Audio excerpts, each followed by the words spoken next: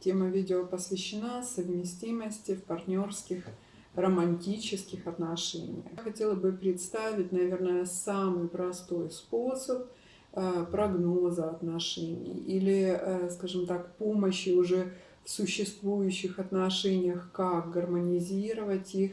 Это совместимость по числу рождений. То есть никаких расчетов не будет, мы будем только сравнивать числа рождения партнеров.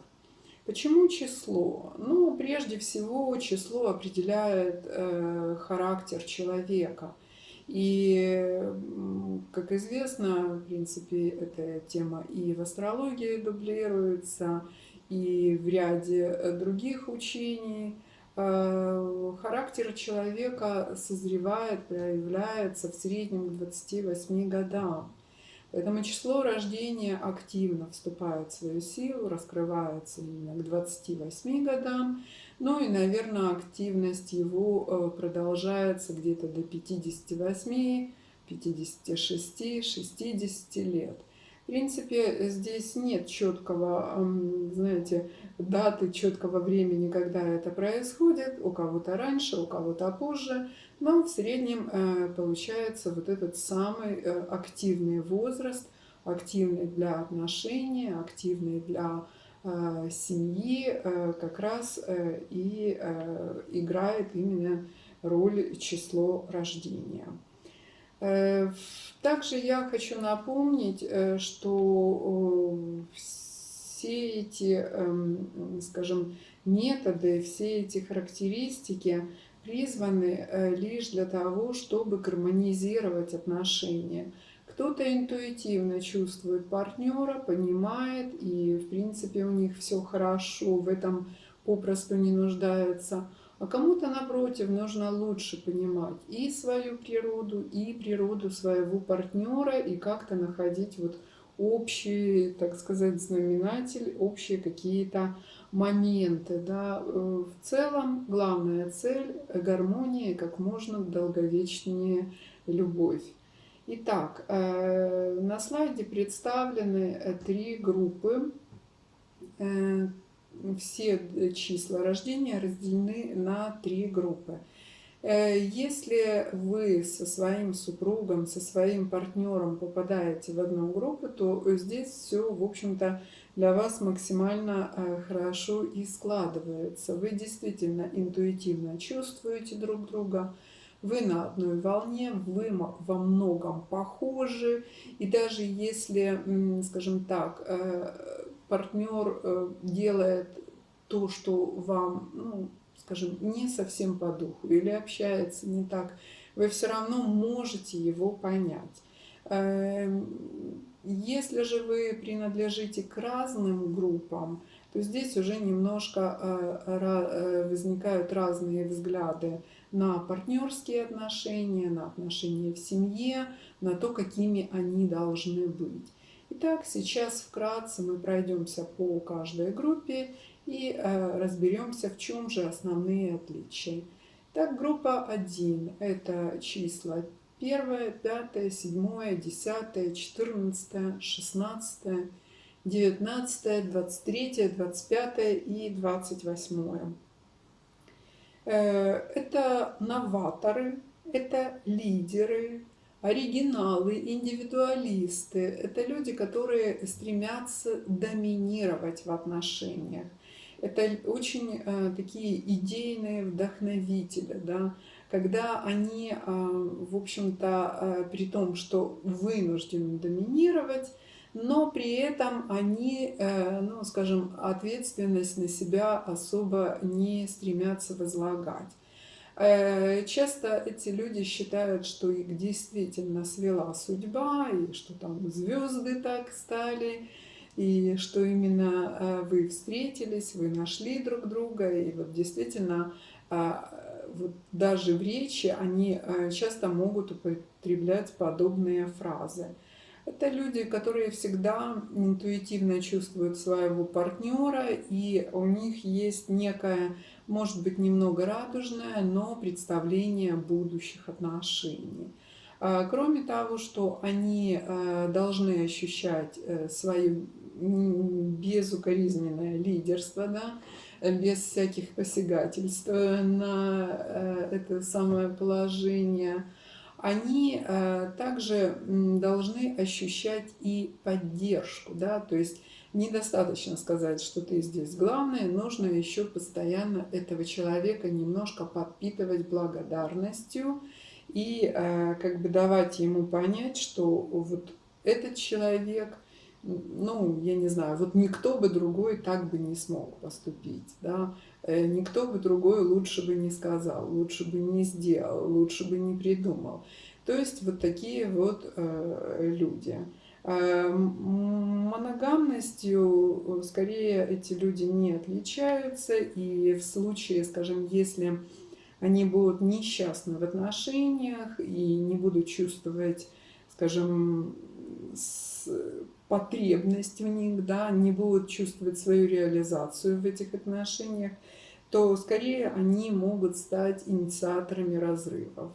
Но в целом люди, с которыми действительно несложно поладить, их легко понять, но иногда их заносят вот в плане каких-то возвышенных идей, да, или идей, которые, вот знаете, с позиции сегодняшнего дня непонятно, чего же он там хочет, допустим, а у него уже созрел далеко идущий план, да.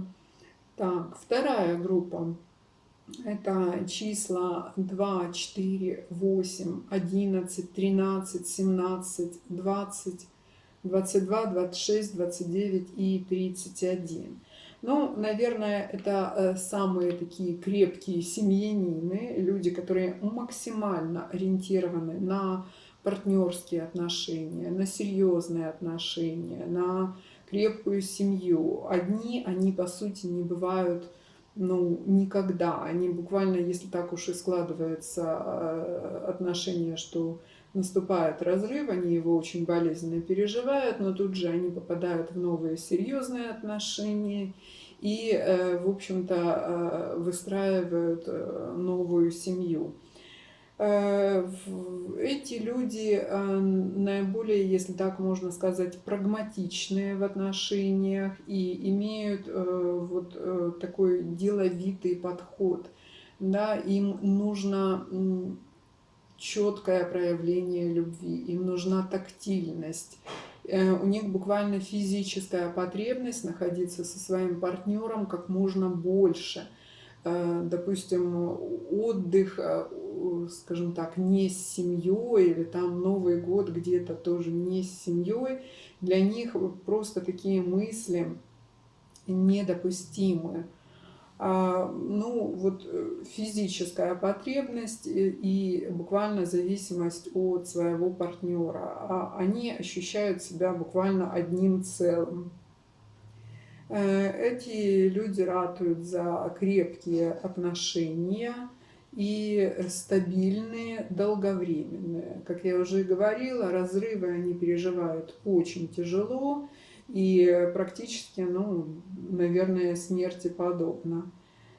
Одинокими тоже практически не бывают, поэтому, достигнув определенного возраста, ну, либо рано заключают браки, либо рано вступают в отношения и выстраивают вот буквально, когда с первых там, ну, не знаю, месяцев знакомств уже стремятся к чему-то серьезному. У этих людей есть еще также потребность четко разделять обязанности, сферы ответственности и, в общем-то, следовать установленным внутри семьи правилам. Следующая группа 3, 6, 9, она включает в себя людей, рожденных 3, 6, 9, 12, 15, 18, 21, 24, 27 и 30 числа. И к категории этих людей относятся, знаете, немножко оторванные от реальности. Люди, которые возвышают своего партнера. То есть на этапе знакомства на этапе, ну, скажем, еще таких незрелых романтических отношений они своего партнера ставят на некий пьедестал, наделяют качествами, которых, ну, может быть, нет, или, может быть, это немного преувеличенные качества, а может быть, даже и немного преувеличенные. И затем постепенно, уже когда начинается быт, то эти требования они понимают, что были ими, ну, скажем, выстроенными. Но реальность они принимают достаточно мужественно, спокойно, я бы так сказала, и, в принципе, верны своему идеалу до самого конца. Ну, если, конечно, их особо сильно не разочаровать. Что еще здесь можно сказать? В принципе, для этих людей, наверное, самое важное в браке не бытовая сторона вопроса, а то, насколько они, ну, в общем-то, их семья, их отношения способны развиваться, что-то привносить новое, насколько они сами могут выделить время, допустим, для себя, насколько партнер рядом с ними подтягивается, да, я имею в виду в плане какого-то личностного роста, личностного развития. Поэтому это, можно сказать, такие интеллигенты, которые постоянно требуют, вот, знаете, духовной пищи, я бы так сказала. Поэтому вот с этой группой, с одной стороны, и легко, но с другой стороны сложно в плане того, что постоянно есть некая планка, которая приподнимается и растет. Бытовыми вопросами вот в этом браке ограничиться в отношении с этим человеком достаточно сложно. Но зато интересно. Поэтому если найти, скажем так, общий язык, если поймать вот эту вот общую волну, то, в принципе, до глубокой старости можно сохранить прекрасные отношения. Вот такая вот несложная классификация, конечно, достаточно общего характера, потому что каждое число рождения имеет свои полутона, имеет множество факторов, но тем не менее есть общие характеристики, которые их объединяют. Поэтому я надеюсь, информация вам была как минимум интересна, как максимум полезна. Желаю вам гармоничных отношений, всего наилучшего и до новых встреч!